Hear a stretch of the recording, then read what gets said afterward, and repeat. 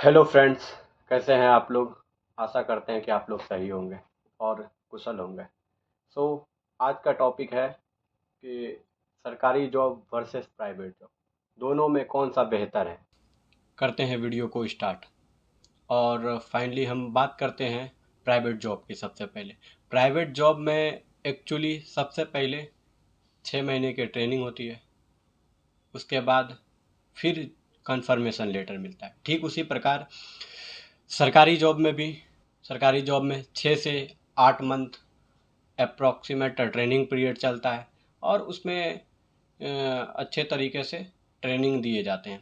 उसके पश्चात फिर ज्वाइनिंग लेता है। यह है कि ट्रेनिंग पीरियड में प्राइवेट जॉब में कितने सैलरी दिए जाते हैं। तो प्राइवेट जॉब में एज 18 से 21 हज़ार के बीच में ट्रेनिंग पीरियड में भी कंफर्मेशन के पहले सैलरी दिए जाते हैं अच्छे कंपनी में या अच्छे प्राइवेट सेक्टर में। तो ठीक उसी प्रकार सरकारी जॉब में भी 25 से 35 के बीच में ही सैलरी दिया जाता है और ट्रेनिंग भी कंप्लीट होने के बाद फिर कंफर्मेशन के दौरान। प्राइवेट सेक्टर में कंफर्मेशन के बाद कितना सैलरी मिलता है, कंफर्मेशन होने के बाद 20 से 25 के बीच में आपको सैलरी दिए जाते हैं। 20 से 25 हज़ार के बीच में सैलरी दिए जाते हैं। वही सरकारी जॉब में 35 से 40 हज़ार के बीच में सैलरी दिए जाते हैं एज अ पोस्ट।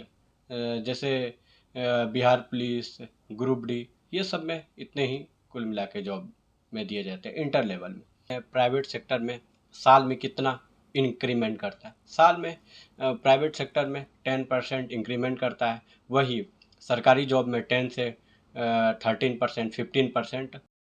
तो फाइनली वही बात करें जॉब सिक्योर की, दोनों सेक्टर में कहा जॉब। वही सरकारी जॉब में एक बार जॉब लगने के बाद फिर आपको ज़िंदगी भर के लिए फिक्स हो जाता है। बट सर होता है प्राइवेट जॉब में अधिकतर आपको मेहनत नहीं करने पर या आपका परफॉर्मेंस बेहतर नहीं है तो आपको हो सकता है कि जॉब से निकाल भी सकता है और फिर एज आ आपको दूसरी जगह जॉब ढूंढने की आवश्यकता पड़ सकते हैं। वही बात की जाए अगर कहीं प्राइवेट सेक्टर में क्या करना चाहिए। प्राइवेट सेक्टर में अधिकतर ज़्यादा से ज़्यादा कंपनियों को चेंज करना चाहिए, जिससे यदि फॉर एग्ज़ाम्पल कहीं 20 से 25 हज़ार रुपया सैलरी मिल रहा है प्राइवेट सेक्टर में किसी कंपनी, तो वही दूसरी कंपनी में जाके अप्लाई करने के बाद 3 से 4 हज़ार 5 हज़ार तक भी एक्सपीरियंस के बेसिस पर आपको प्राप्त हो जाएंगे और आपको मिल जाएंगे। इसी तरह आपका धीरे धीरे पोस्ट भी बढ़ेगा और कहीं ना कहीं प्राइवेट सेक्टर भी अच्छे हैं। दोस्तों, प्राइवेट सेक्टर में आगे बढ़ने के कितने चांसेस हो सकते हैं। एज आप किसी भी कंपनी में बतौर किसी भी पोस्ट पे, लाइक आप सुपरवाइज़र में गए हैं या किसी स्टाफ में गए हैं, तो आगे बढ़ने के चांसेस किस हद तक हो सकते हैं, चलिए मैं आज इस वीडियो के तहत बताता हूँ। सबसे पहले आप किसी भी स्टाफ के रूप में काम करेंगे, करते करते एज अ 4 से 5 वर्ष एक्सपीरियंस के पश्चात आपको आपका कार्यशैली अच्छा रहेगा, आपका काम बहुत अच्छे रहेंगे, तो फिर आप मैनेजर पोस्ट के लिए, असिस्टेंट मैनेजर के लिए आप योग्य हो जाएंगे। उसके पश्चात 4 से 5 साल काम करने के बाद, यानी कुल मिला के 7 वर्ष या 5 से 7 वर्ष के बीच आपका बहुत अच्छा एक्सपीरियंस रहेगा, फिर आपको मैनेजर पोस्ट भी मिल जाएंगे। हालांकि मैनेजर के पोस्ट में किसी भी स्टाफ में काम करने पर मैनेजर पोस्ट में कम से कम 35 से 70 के बीच में सैलरी दिए जाते हैं, चाहे वो किसी भी डिपार्टमेंट का मैनेजर। ठीक है दोस्त। उसके पश्चात फिर आप अच्छे बेहतर कार्य उसमें भी कर पाते हैं तो फिर उसके पश्चात आपको जीएम का भी पोस्ट मिल सकते हैं। हम बात करें वही जीएम के पोस्ट में, तो जीएम के पोस्ट में आपको बेहतर से बेहतर सुविधाएं मिलेगी, जैसे अच्छे सैलरी। किसी भी जीएम का सैलरी 70 से 1 लाख के बीच में मिनिमम रहा। किसी कंपनी के जीएम बनने के पश्चात आपको 1 लाख तो सैलरी मिलती है, प्लस कंपनी के तरफ से आपको बहुत सारी सुविधाएं मिलती है। जैसे कंपनी की तरफ से आपको 4 व्हीलर भी मिल सकते हैं, कोई लग्जरियस कार भी देते हैं। अफोर्ड आपका कितना अच्छा परफॉर्मेंस है कंपनी में जीएम के रूप में। उसके पश्चात फ्रेंड्स, आपको कंपनी की तरफ से रहने के लिए एक फ्लैट भी मिलेगा, प्लस आपको ट्रैवल बोले तो वो भी कंपनी ही उठाएंगे। इतनी ही सुविधाएं मिलती हैं। जीएम के पश्चात आप फ्रेंड्स कहीं और आगे की पोस्ट के लिए भी आप बेहतर परफॉर्मेंस यदि आपका रहेगा तो आगे भी जा सकते हैं। तो इतना ही काफ़ी है दोस्त। इसके पश्चात हम सरकारी जॉब में आगे बढ़ने के चांसेस बताते हैं।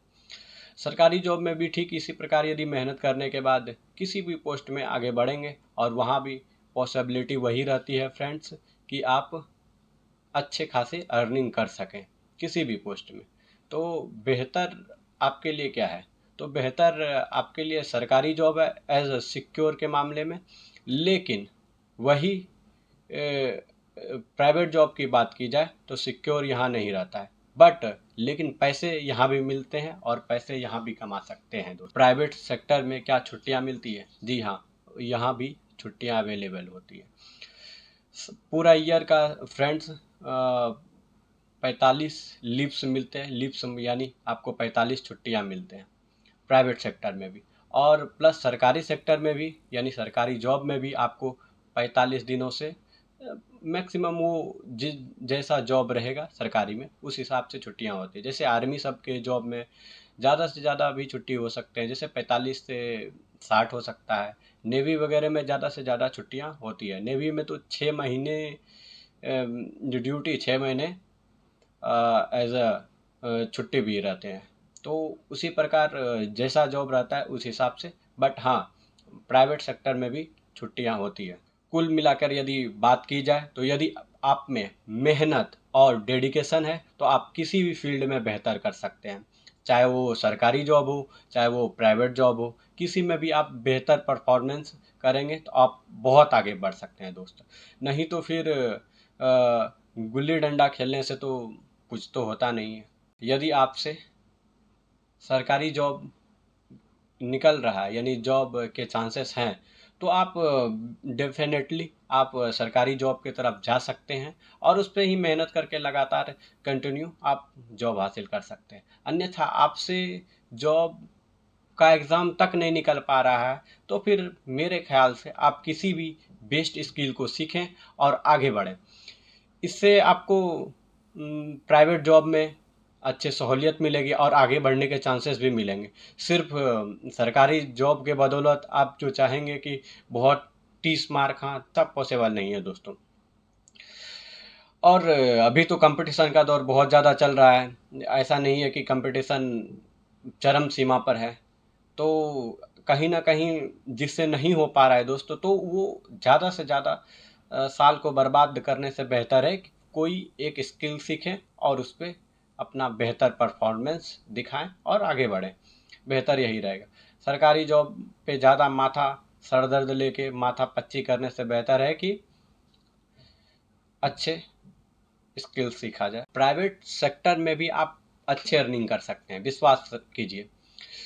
मेरे ही मेरा जाना माना एक कंपनी में एक 8वीं पास इंसान एक अच्छे खासे स्किल की बदौलत अच्छे अर्निंग कर रहे हैं। जैसे आप पूछोगे कितना अर्निंग कर रहे हैं, तो मेरे ख्याल से, और वो ख्याल से भी और प्लस वो बताते भी हैं कि कितना अर्निंग कर, वो सिर्फ 8वीं पास है और 8वीं पास के बदौलत आज महीने के लाखों रुपया कमा रहे हैं सिर्फ स्किल की बदौलत। प्लस उसके पास एक्सपीरियंस भी है, लाइक 10 साल का एक्सपीरियंस है, तो कहीं ना कहीं लाख रुपया प्रति महीना पास कमा रहे हैं। और अभी के बेरोजगार युवा दर बदर भटक रहे हैं। तो मेरा सलाह यही है कि यदि आपका सरकारी जॉब हो रहा है तो ठीक है, नहीं हो रहा है तो इससे बेहतर है कि आप कहीं स्किल्स पर ध्यान दें, कहीं बेहतरीन चीज़ करें, तो वो बेहतर रहता है। सरकारी जॉब पाने के चक्कर में बहुत सारे अभ्यर्थी अपना इस कोने का पूरा बाल, इस भी कोने का पूरा बाल और सदियों 10 वर्ष तक लगातार निरंतर प्रयास करते रहते हैं, फिर भी उन्हें हार का सामना करना पड़ता है दोस्तों। इससे बेहतर है कहीं स्किल से सीखें और डेडिकेशन के साथ उस फील्ड में ही मेहनत करें और सफलता प्राप्त करें। ये बेस्ट सजेशन है। यही बहुत सारे टीचर्स भी कहते हैं और बहुत सारे प्रोफेसर भी कहते हैं, ये बेस्ट है।